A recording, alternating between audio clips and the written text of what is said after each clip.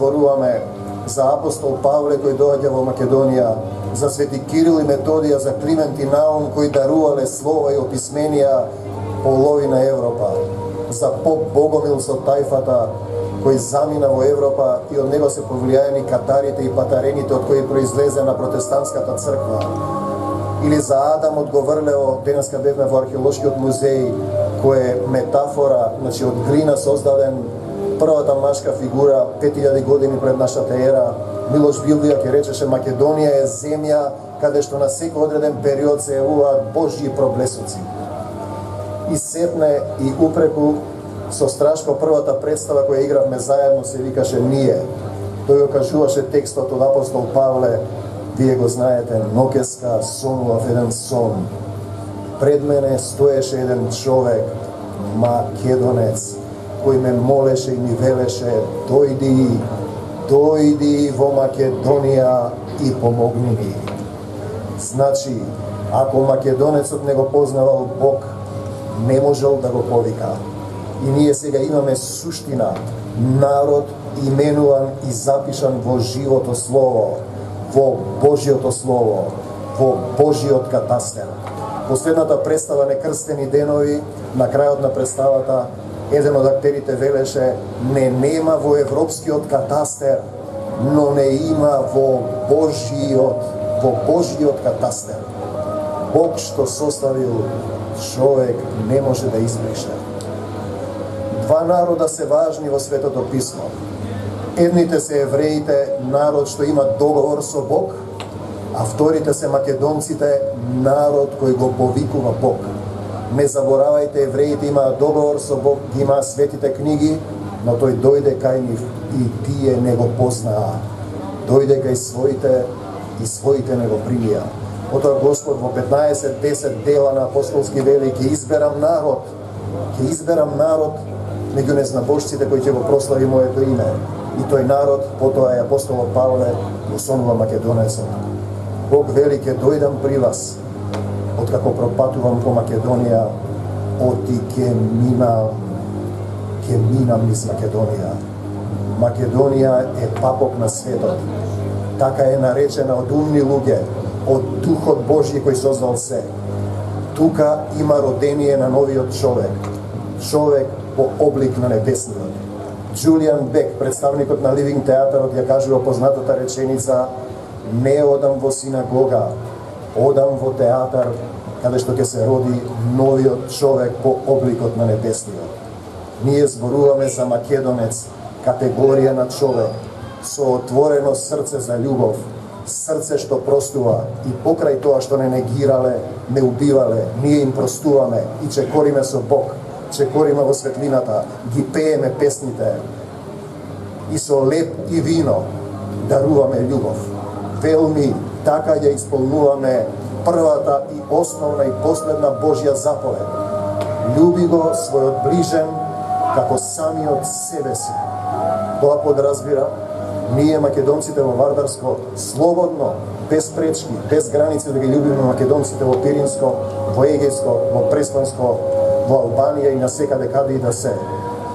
Човек кон човек, основната потреба, македонецот кон македонецот треба да ја покаже својата основна љубов. Не можете да го љубите светот и другите, а да не се љубите себе си, да не го љубите македонецот. Ние зборуваме за категорија на дарување на љубов. Затоа македонските носи, македонските песни, македонската духовна култура било каде да отиде пленува, затоа што во неа е духот на нашиот Отец. Ребека Вест, американската новинарка која била во Македонија пред Втората светска војна, има запишано: уметноста во Македонија не е технички трик, туку духовна, суштинска врска со Отецот Небесен и Неговиот Син Исус Христос. И велми и упреку, македонци, не плашете се додека Божјата љубов е во вашето срце, додека знаете да се љубите меѓу себе. Оти Бог запишал во Светото Писмо: ќе дојдам при вас, откако пропатувам по Македонија. Оти ќе минам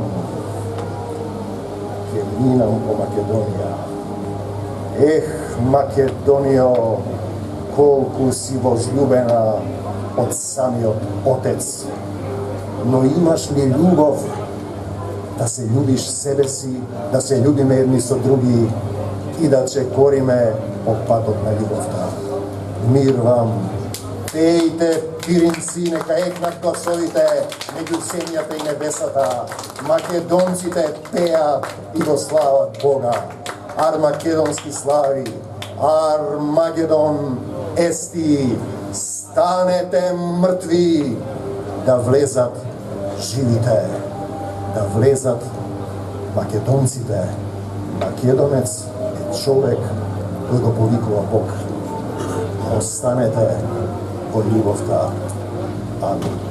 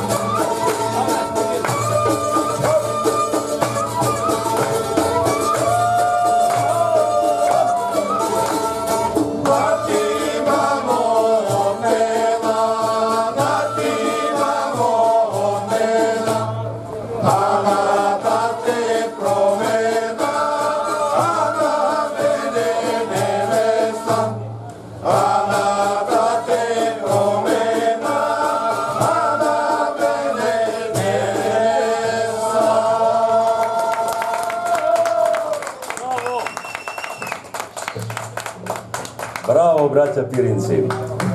Драги пријатели, меѓу нас е еден човек кој 2 пати по 4 години, значи 8 години, одлежа в бугарските затвори затоа што си ја сакаше Македонија, затоа што пееше, пишуваше и сонуваше за Македонија.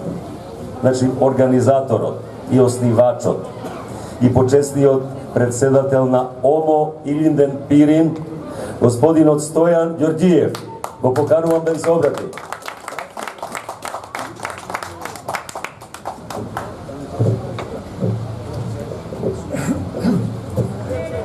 Почитувани сестри и браќа македонци, дозволете ми да ви предам поздравите на членовете на ОМО Илинден Пирин во 30 годишниот юбилеј на скрб и утеха. Да се заблагодарим на градоначалника на Острогорското градче Проби Штип и на почесниот директор на Домот за култура Марија Трајчева. Благодарим дека за втори пат учествувам во овој собир и душата ми пее тука во слободниот дел на нашата распарчена татковина Македонија. Да живее